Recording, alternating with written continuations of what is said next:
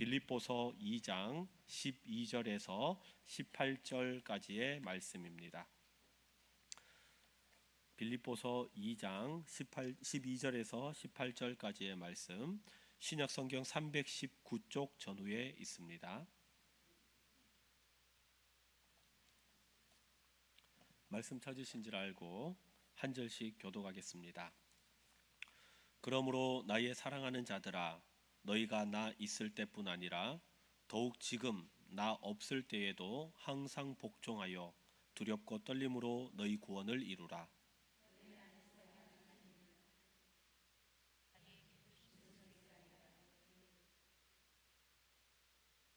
모든 일을 원망과 시비가 없이 하라.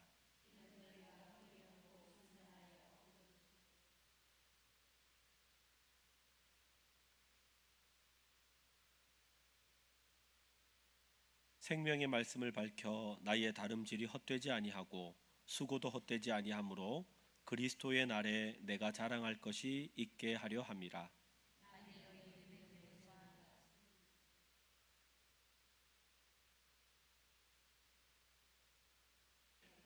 함께 읽습니다. 이와 같이 너희도 기뻐하고 나와 함께 기뻐하라. 아멘. 네, 오늘 수요 예배도 잘 오셨습니다. 오늘 우리에게 주신 말씀을 가지고 흠없는 빛의 자녀로 살아야 합니다 라는 제목으로 말씀의 은혜 나누도록 하겠습니다. 여러분, 우리가 있는 부산에서 멀지 않은 진주라는 곳이 있죠. 차를 타고 고속도로로 진입해서 진주로 들어가려고 할 때 제가 보았던 진주의 입간판이 있습니다. 한번 화면을 통해서 한번 보여주시면요, 보니까 여기 이렇게 되어 있죠. 좀 잘 보이십니까? 위에 보면 물, 불, 빛의 도시 진주 이렇게 되어 있습니다. 여러분 보이세요? 네, 제가 저걸 보면서 저게 무슨 의미일까라고 고민을 해보다가 연구를 해봤습니다. 저게 무슨 의미일까? 이제 화면 이제 바꿔주셔도 됩니다. 지금부터 약 435년 전에 임진왜란이 일어났을 때 진주는요, 진주성을 중심으로 아주 단단하게 왜군의 들어오는 그 공격을 막아냈습니다. 진주성 주위에는요 남강이 있습니다. 남강이 쫙 펼쳐져 있어서 진입하기가 쉽지 않습니다. 문제는 낮에는요 너무 잘 보여요. 왜군이 오나 안 오나 잘 보이는데 밤이 되면 문제입니다. 캄캄한 밤이 되면 뭐 그 당시 전기가 있습니까? 뭐가 있습니까? 왜군이 오는지 안 오는지 알 수 없으니까 우리 선조들은 지혜를 가지고 등을 띄웠습니다. 많은 유등을 가지고 남강 저 캄캄한 밤하늘에 띄웠습니다. 그러면 밝아져 가지고 왜군이 오는지 안 오는지 알 수 있잖아요. 그리고 성 안에는 횃불을 밝혔다고 합니다. 횃불을 밝혀가지고 이제 이곳 가까운 곳에 오는가 안 오는가를 볼 수 있도록, 그래서 물이 있고 불이 있고 빛이 있는 도시가 진주다, 이렇게 입간판이 있는 것을 보았습니다. 여러분, 그래서 진주는요 매년마다 그 조상의 얼을 기념하면서 10월 1일부터 10일이 되면 유등 축제를 매년마다 하더라고요. 여러분 가보셨습니까? 네, 저도 가봤는데요. 가니까 얼마나 빛이 화려하고 멋있는지, 모든 등은 다 끄더라도 이 유등만으로도 아주 밝고 멋있는, 저렇게 빛이 비치니까 너무 좋다, 그렇게 마음먹었던 그런 기억이 있습니다. 그런데 여러분, 성경에 보면 주님께서 이 땅 가운데 오셔서 하나님을 믿는 백성들에게, 특별히 제자들에게 무엇이라고 말씀하셨습니까? 너희는 빛이라 말씀하셨어요. 너희는 세상의 빛이라 라고 주님께서 말씀을 하셨다는 겁니다. 여러분, 이 밤 그러면 어떻게 하면, 주님이 우리에게 빛이라고 하셨는데 이 세상 어두운 세상을 밝히는 빛이 될 수 있을까? 그 방법은 무엇일까? 오늘 말씀을 통해서 그 길을 함께 찾아보려고 합니다. 오늘 본문 12절을 보니까요, 사도 바울은 빌립보 교인들에게 인사를 합니다. 무엇이라고 인사를 하는지 하면 나의 사랑하는 자들아, 이렇게 이야기해요. 12절을 보니까. 그러니까 여러분, 이미 우리가 빌립보서 말씀을 계속해서 나누고 있지만 바울과, 사역자인 바울과 빌립보 교인의 관계는 그냥 사무적인 관계 정도가 아니었어요. 네 안에 나 있다, 이런 표현했다고 했잖아요. 바울이 아주 끈끈하고 서로에게 필요를 채워주는 그런 좋은 관계를 가지고 있었습니다.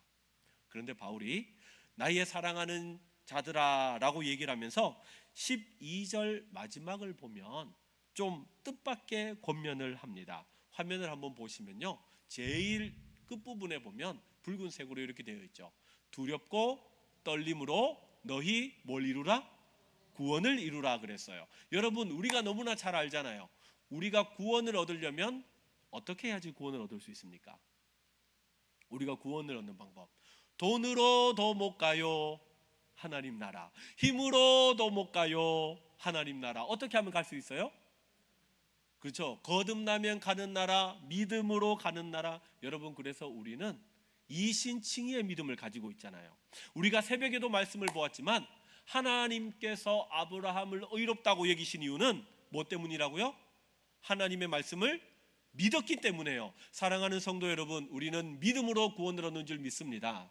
주일날 우리가 말씀을 나누었던 것처럼 주님께서 십자가에서 우리를 위해서 보혈의 피를 흘리시면서 테텔레스타이 말씀하셨잖아요. 다 갚았다 말씀하셨잖아요. 주님이 다 갚으셨어요. 우리가 주님을 믿으면 구원을 얻는 줄 믿습니다. 그런데 오늘 말씀에서는요, 바울이 뭐라고 하는지 하면 두렵고 떨림으로 너희 구원을 이루라. 그러면 아니 목사님, 바울이 왜 그렇게 얘기했을까요? 구원을 얻기 위해서 무슨 행위가 필요합니까? 어떤 행동이 있어야지 구원을 얻을 수 있을까요? 네, 바울이 얘기를 한 것은 행위 구원을 이야기한 것이 아닙니다. 바울이 얘기를 한 것은요, 동일하게 믿음으로 구원은 얻지만 우리가 구원 얻은 하나님의 백성이 되었다면 삶 가운데 그런 하나님의 구원의 백성다운 삶의 열매가 있어야 된다는 거예요. 삶의 그런 아름다운 열매가 있어야지 진짜 구원 얻은 자의 모습이다 라고 이야기하는 것이죠. 그러면 어떻게 해야지 이런 구원 얻은 자의 삶의 모습을 얻을 수 있을까? 바울은 이 삶을 무엇이라고 이야기하는지 하면 순종이라고 이야기합니다. 12절에서 보면요, 이렇게 말씀했어요. 항상 복종하여 라고 했어요. 복종하여.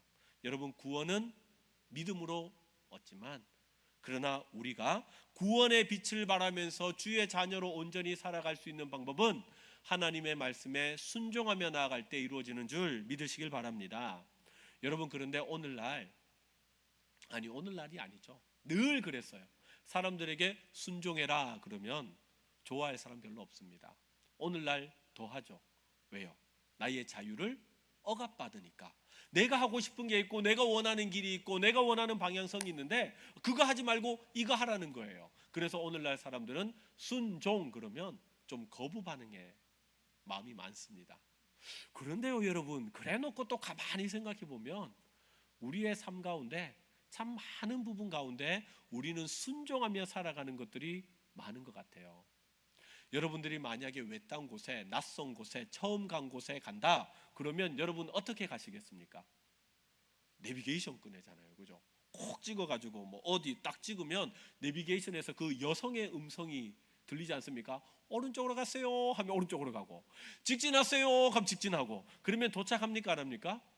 도착하더라고요. 그때 내비게이션 보고 나는 왼쪽으로 갈래, 나는 막 거꾸로 갈래. 여러분, 그렇게 가면 어떻게 될까요? 제대로 못 가는 거죠. 아파서 병원에 갔습니다. 의사 선생님이 진찰을 하는 거예요. 검사하고 다 봤어요. 그리고 난 다음에 환자를 불러놓고 얘기를 합니다. 선생님, 자, 처방을 해드릴게요. 이 약이 있으니까 이 약은 식후 30분 후에 드세요. 술 절대 먹으면 안 됩니다 라고 얘기를 할 때 의사에게, 아니 나는 약은 밥 먹기 전에 먹는 게 좋아, 이렇게 얘기를 하면 되겠습니까? 나는 약 먹는 거 내 마음대로 먹을 거야. 여러분, 이러면 되겠습니까? 여러분, 그런 사람 없죠? 내비게이션이 가라고 하면 따라갑니다. 왜요? 그 길이 가장 최적화된 길이기 때문에. 여러분, 의사가 이렇게 하라 그러면 우리는 그대로 따릅니다. 왜요? 전문 지식이 있기 때문에. 그러니까 전문가의 말대로 따라서 순종하고 나아가면 좋은 결과를 얻을 수 있다는 것 여러분 다 알고 있습니다. 그런데 여러분, 신앙생활도 똑같아요. 하나님께서 우리에게 무엇이라고 말씀하는지 하면 우리를 만드신 창조주 하나님께서 하나님의 말씀에 순종하며 나아가면 그게 가장 좋은 방법이다. 그게 진정한 하나님의 백성의 모습이다 라고 우리에게 말씀하시더라는 것입니다. 사랑하는 성도 여러분, 문제는 우리가 하나님의 말씀대로 따라가면 된다는 것을 잘 알지만 내 의지만으로는 순종한다는 것이 쉽지 않다는 겁니다. 그래서 우리는 작심삼일 그러잖아요. 하나님의 말씀대로 살면 된다는 걸 알지만 그것이 잘 되지 않아서 넘어지잖아요. 그래서 바울이 오늘 말씀 13절에서 우리가 꼭 붙잡아야 할 그 놀라운 비밀, 하나님의 백성으로서 빛을 발하면서 살아야 한다면 어떤 비밀을 가져야 되느냐, 요거 붙들라고 13절에 우리에게 이렇게 말씀합니다. 함께 읽어보겠습니다. 시작. 너희 안에서 행하시는 이는 하나님이시니 자기의 기쁘신 뜻을 위하여 너희에게 소원을 두고 행하게 하시나니. 아멘. 그러니까 바울이 얘기를 하는 것은 우리가 순종하며 나아갈 때 내가 마음 먹는다고 해서 나 혼자만 고군분투하는 것이 아니라 내 안에 누가 일하신다는 거예요? 하나님이 일하신다는 거예요. 하나님이 내 마음 가운데 그것이 가능하도록 할 수 있도록 힘주시고 능력을 주신다. 여러분, 구약 성경을 보시면 엘리야라는 선지자가 있죠. 위대한 선지자입니다. 성경은 말씀하기를 우리와 성정이 똑같다라고 했어요. 우리와 다를 바가 없다 그랬어요. 그런데 그 갈멜산 상에서, 그죠? 바알과 아세라 선지자 850명과 혼자 영적인 전쟁을 했잖아요. 엄청난 승리를 했잖아요. 열정의 선지자 엘리야 아닙니까? 그런데 전쟁에서 승리했는데 그 다음 날 어떻게 됐어요? 이세벨이요, 화가 나가지고요, 누구라고? 엘리야라고? 내가 가만 안 둔다. 그러니까 어제는 그렇게 승리했던 엘리야가 무서워서 도망을 다닙니다. 지치고 지쳐서 로뎀 나무 아래에 쉬게 되죠. 그러면서 하나님께 기도합니다. 하나님, 나 이제 못하겠어요. 하나님, 나 이제 지쳤습니다. 하나님, 그냥 여기서 죽여주세요. 그렇게 기도하는 연약한 엘리야의 모습을 보게 되죠. 아무리 능력을 행하고 아무리 실력이 있었다고 하더라도 여러분, 내 힘으로는 하지 못해요. 그래서 그렇게 자포자기하고 있는 이 엘리야에게 하나님께서 어떻게 하시나요? 하나님께서 천사를 보내주셔서 먹을 것을 줍니다. 무엇을 주시는지 하면 떡을 주세요. 떡을. 여러분, 떡 중에서 어떤 떡이 제일 맛있는지 아십니까? 떡 중에서 제일 맛있는 떡은요, 가스레인지 불에 이렇게 달궈가지고 먹는 떡이 아니라 숯불에 구워가지고 먹는 떡이 제일 맛있어요. 천사가 숯불의 떡을 아주 맛있게 구워가지고 엘리야에게 주는 거죠. 그거 먹고 물 마시고 힘을 얻는 겁니다. 그러니까 회복할 수 있도록 하나님께서 천사를 통해서 힘을 주셨다는 거예요. 그 힘을 얻어서 하나님의 산 호렙으로 갑니다. 40주야를 갔다고 했어요. 쉬지도 않고 자지도 않고 40일 동안 열심히 가서 하나님의 산에 오르게 됩니다. 그리고 거기서 누구를 만납니까? 하나님을 만나죠. 천둥 번개 가운데 하나님이 계실 줄 알았어요? 아니었어요. 불길 가운데 계실 줄 알았습니다. 아니었어요. 하나님은 세미한 음성 가운데 있었다고 했습니다. 하나님의 음성을 듣고 힘을 얻어서 다시금 주신 사명을 열심으로 감당했던 엘리야의 이야기가 여러분, 성경 가운데 기록되어 있지 않습니까? 여러분, 오늘 본문이 우리에게 그것을 말씀하시는 거예요. 하나님은 성령을 통해서 우리에게 다시 힘 주시고 능력을 주시는 줄 믿습니다. 왜 우리가 성령 충만을 받아야 되겠어요? 성령께서 우리 마음에 내 힘, 내 의지만이 되는 것이 아니니까 성령께서 내 마음 가운데 하나님, 다시 순종하겠습니다. 하나님, 다시 일어나서 세상 가운데 빛으로 살겠습니다 하는 이 다짐하도록 우리 마음을 붙드시고 인도하시는 줄 믿으시길 바랍니다. 그리고 그 소원을 품은 우리에게 그 일을 끝까지 감당할 수 있도록 하늘의 능력과 은혜를 허락해 주십니다. 그러므로 여러분, 우리가 할 것은 다른 거 아니에요. 겸손한 마음으로 주님 앞에 나와 주님을 의지하고 주님을 붙드는 것입니다.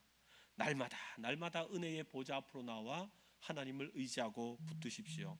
긍휼이 한이 없으신 주님은 우리가 때로는 열정이 식을 때 우리에게 열심을 공급해 주실 것이고, 내 마음 가운데 인내가 부족할 때 다시금 견딜 수 있는 주님의 마음을 더딥혀 줄 줄 믿습니다. 그러므로 우리가 마음의 문을 활짝 열고 주님을 의지할 때 하나님은 하늘 문을 여시고 그 필요를 우리에게 공급해 주시는 능력의 하나님인 줄 믿습니다.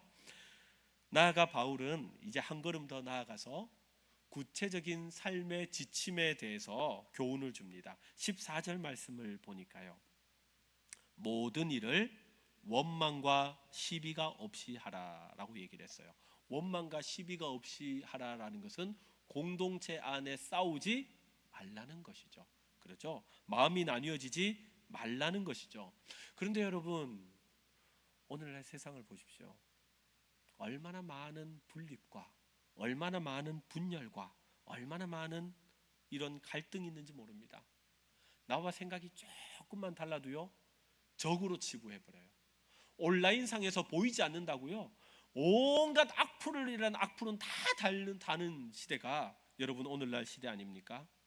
세상을 보면 세대 간의 갈등이 있고, 그리고 성별 간에도 갈등이 있고, 지역 간에도, 이념 간에도, 계층 간에도 얼마나 많은 벽들이 있는지 모릅니다. 그래서 어디를 가든지 원망의 소리가 있고 시비가 있는 것이 이 땅을 살아가는 우리의 모습 아니겠습니까?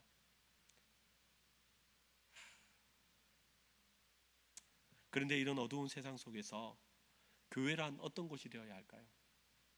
세상과 똑같이 갈등이 일어나고 분열이 일어나면 오히려 우리 마음 가운데 하나가 되지 못하고 계속해서 마음이 나뉘어지면 어떻게 될까요? 그래서 바울이 오늘 말씀에서 다시 한번 이야기를 하는 것입니다. 15절을 보니까, 이는 너희가 흠이 없고 순전하여 어그러지고 거스르는 세대 가운데서 하나님의 흠 없는 자녀로 세상에서 그들 가운데 빛들로 나타내라 말씀합니다. 그러니까 이 세상 가운데 우리가 빛을 나타낼 수 있는 방법은 세상과 다르게 갈등하지 않고 원망하지 않고 시비거리가 일어나지 않는 삶을 살아가는 것이다 라고 이야기하는 것이죠. 여러분, 구약의 다니엘을 한번 생각해 보십시오. 어릴 적에 바벨론이란 나라에 포로로 끌려갔습니다. 그곳에서 여러 가지 경험을 하며 살아가게 되죠. 시간이 지나서 총리가 되었습니다. 왕이 바뀌는데도 계속해서 총리로 있었습니다. 얼마나 많은 사람들이 그를 시기하고 미워하고 증오했겠습니까? 포로로 끌려온 사람이었어요. 그 나라 사람이 아니었어요. 출신 자체가 전혀 그들에게 맞지 않는 저 밑에 있는 사람이어야 하는데 총리까지 하니까 얼마나 배가 아프겠습니까? 여러 가지 방법들을 다 써서 그를 끌어내려 보려고, 흠을 찾아보려고. 그런데 다니엘에게는 흠이 없었어요. 왜요? 그는 그들과 경쟁하려고 하는 것이 아니라 그 마음에 품고 있는 그 마음, 하나님을 향한 그 마음을 가지고 뜻을 정하여 날마다 감사하고 날마다 기뻐하고 하나님 앞에 기도하는 삶을 살았거든요. 그런 삶을 살았더니 오히려 시간이 지나서 어떻게 되었습니까? 오히려 왕과 신하들이, 이방 사람들이 다니엘을 인정하게 되는 거죠. 그를 통하여서 살아계신 하나님을 인정하는 그러한 고백이 성경을 통해서 일어나지 않습니까? 여러분, 우리가 세상 사람들이 갈등이 있고, 세상 사람들이 원망이 있고, 세상 사람들이 시비가 있고, 세상 사람들이 마음이 나뉘어진다고 우리가 다 그렇게 똑같이 살면 여러분, 우리가 어떻게 세상 가운데 빛의 역할을 감당하며 살아갈 수 있겠습니까? 아니, 세상이 어떻게 교회를 보면서 야, 저 빛난다라고 그렇게 세상이 우리에게 인정을 해줄 수 있겠습니까? 여러분, 교회에 보면 참 다양한 분들이 옵니다. 우리가 모일 때 어떤 특징이 있어서, 어떤 모여야 될 이유가 있어서 그런 이유 때문에 모이는 분들이 없어요. 다 각양각색의 사람들, 각양각색의 직업들, 각양각색의 삶을 살아있는 분들이 하나님의 사랑, 그 사랑 때문에 감사해서 모이는 것이 교회죠. 너무 다른 분들이 모여 있습니다. 그런데 여기서 갈등이 일어날 수밖에 없고, 원망이 일어날 수밖에 없고, 가지고 있는 가치관이 다르기 때문에 다른 생각을 가질 수밖에 없는데, 우리가 교회에서 하나가 되는 모습이 있다면 갈등이 있는 것이 아니라, 분립이 아니라, 마음에 시비거리가 있는 것이 아니라 하나 되는 그 모습을 세상 사람들이 본다면, 이야, 교회는 희한한 곳이다, 교회는 이상한 곳이다, 전혀 다른 사람들이 모이는데 하나가 된다 그럴 때, 그때서야 정말 그 사람들이 오히려 교회를 통하여, 야, 교회는 다른 곳이구나, 교회가 빛이구나 라는 것을 그들이 알고 깨닫게 되지 않겠습니까? 그래서 16절은 우리가 그런 삶을 살 때 우리가 생명의 말씀을 밝히게 된다 그랬어요. 사랑하는 성도 여러분, 우리 대동교회가 세상의 편견을 넘어서는 사랑의 공동체가 되기를 주의 이름으로 축원합니다. 우리가 서로를 볼 때 저거 끌어내려야지, 저거 흠 잡아야지, 이런 마음이 아니라 사랑의 마음으로 보듬어주고 품어줌으로 말미암아 정말 우리 교회가 이 정말 교회 가운데 하나가 되어서 이 대연동 사람들이, 그죠? 부산 사람들이, 그죠? 대동교회, 하나 되는 교회, 이야, 희한하게 진짜 마음이 하나 되는 교회, 그런 교회로 기억되고 그렇게 빛을 발하는 복된 우리 교회가 되기를 주의 이름으로 축원합니다. 빌립보 교회를 향해서 모든 일을 원망과 시비가 없이 하라라고 권면했던 바울은 권면을 잠시 멈추고 이제 벅찬 고백을 하나 합니다. 오늘 말씀 가운데 17절을 우리 함께 읽어보겠습니다. 시작. 만일 너희 믿음의 재물과 나는 기뻐하고 너희 무리와 함께 기뻐하리니. 아멘. 재물 그랬어요. 재물이 뭐냐? 빌립보 성도들의 헌신입니다. 하나님께 예배하기 위해서, 하나님께 나아가기 위해서 하나님, 우리 빌립보 성도들이 하나님께 제물이 되겠습니다. 그런데 이때 바울은 뭐가 된다고요? 전제로 부어진다 그랬어요. 전제는 무엇인지 하면 제사의 방법 가운데 한 가지 방법인데, 제물에다가 포도주를 부어서 하나님께 드리는 것을 전제라고 합니다. 제물이 있어요. 이미 다 갖춰져 있는데 바울은 그 위에 아주 중요한 것 하나를 더 얹는 그런 모습으로 하나님께 나아가겠다. 우리식으로 말하면 이런 거예요. 어머니가 아주 맛있는 비빔밥을 합니다. 여기저기 많은 나물을 가지고요 준비를 했어요. 그래가지고 맛있게 만들었습니다. 여러분, 이 비빔밥을 확 비벼가지고 먹기만 해도요 너무 맛있고 너무 건강해요. 그런데 나물과 밥도 다 준비했는데 비빔밥이 비빔밥 되기 위해서 제일 마지막으로 해야 될 한 가지가 남아 있습니다. 여기 뭘 떨어뜨려야 돼요? 참기름, 고추장도 있네, 그렇죠? 고추장도 있는데 참기름 쏙 부어가지고 여러분 먹으면 어떻게 돼요? 그 고시한 냄새가 확 풍기잖아요, 그죠? 이거를 막 비비가지고 보면은 막 기름 때문에 잘 비벼지잖아요. 여러분, 비빔밥 준비가 다 돼 있는데 마지막에 참기름 쏙 넣으면 더 맛있고 더 보기 좋아지고 더 잘 비벼지는 것처럼 바울이 지금 그걸 얘기하는 거예요. 빌립보 성도들의 삶을 보니까 하나님 앞에 마치 재물처럼 귀하다는 겁니다. 자기의 모습은 어떠냐? 여러분, 바울이 어떤 사람입니까? 빌립보 교회 개척교회 목사님이에요. 빌립보 교회를 위해서 얼마나 많은 수고와 헌신과 노력을 했는지 몰라요. 그런데 자기 자신은 뭐냐? 나는 마치 전제처럼, 그냥 참기름처럼, 그냥 너희들 다 되어 있는 데서 나는 그냥 요것 얹은 것밖에 되지 않는다. 그러니까 이 표현은 어떤 표현인지 하면 바울의 겸손한 표현인데 희생에 대한 표현입니다. 희생이 있다는 거예요. 여러분, 어디에 있든지 희생이 있는 곳에는, 누군가의 섬김과 희생이 있는 곳에는 기쁨이 있고 감사가 있습니다. 나는 하나님께서 마음을 주셔서 감사함으로 섬겼더니 누군가는 유익이 있고 누군가는 혜택을 얻고 누군가는 감사와 기쁨의 시간을 가지게 된다는 거예요. 여러분, 1월 마지막 수요일인데 웨이버 찬양팀이 올해도 어김없이 우리가 매달마다 마지막 주 수요일 날 찬양팀으로 섬겨주겠노라고 그렇게 표시를 해왔습니다. 여러분, 얼마나 감사한지 몰라요. 오늘 이곳에 또 온 우리 웨이버 찬양팀도요, 보니까 직장일을 오늘 다 하고 수요일 일 다 하고 밥도 못 먹고 와가지고 준비해가지고 여러분 찬양하며 나아가잖아요. 여러분, 이 찬양팀의 섬김을 통해서 또 우리가 또 하나님께 마음껏 찬양하고 기도하고 하나님께 예배할 수 있으니 얼마나 감사한 것입니까? 그죠? 제가 대동교회 와가지고 우리 성도님들을 보니까 참 감사한 게 많아요. 보이는 곳에서 보이지 않는 곳에서 교회를 섬기고 섬기는 분들이 얼마나 많은지 몰라요. 오늘도 오후에 보니까 또 한 분이 오셔가지고 몰래 또 섬기고 가시더라고요. 그 섬김과 수고를 통하여 누군가는 유익을 얻고, 누군가는 좀 더 편하게 예배할 수 있고, 누군가는 더 하나님께 감사와 영광으로 나아갈 수 있는 것이죠. 여러분, 바울의 일생을 생각해 보십시오. 지금 빌립보 성도들에게 편지를 보내고 있는 상황에도 바울은 감옥에 있습니다.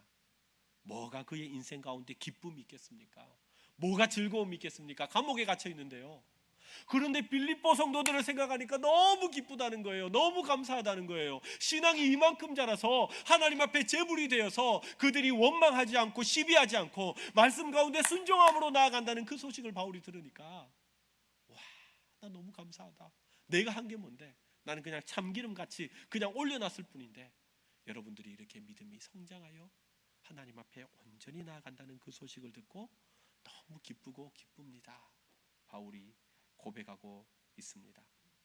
사랑하는 성도 여러분, 우리가 세상의 소리와 또한 세상의 방식을 따라가는 것이 아니라 주의 말씀을 의지하여 살아갈 때에 주님은 우리를 통하여 세상 가운데 빛을 발하는 하나님의 백성으로 우리를 오롯이 높여줄 줄 믿습니다. 말씀을 정리하겠습니다. 중세 시대에 성인들의 그림을 보면 좀 이렇게 공통된 특징이 있는 것을 보게 됩니다. 화면을 통해서 그 그림을 한번 보여주시겠어요? 네, 여러분, 이 사진에 4컷의 사진이 있는데 특징이 있다면 뭐가 있을까요? 특징. 네, 최후의 만찬도 있고 바울 사도도 있고 베드로도 있고 스테반도 있는데 뭐가 있다고요? 예, 후광이 있어요. 후광이.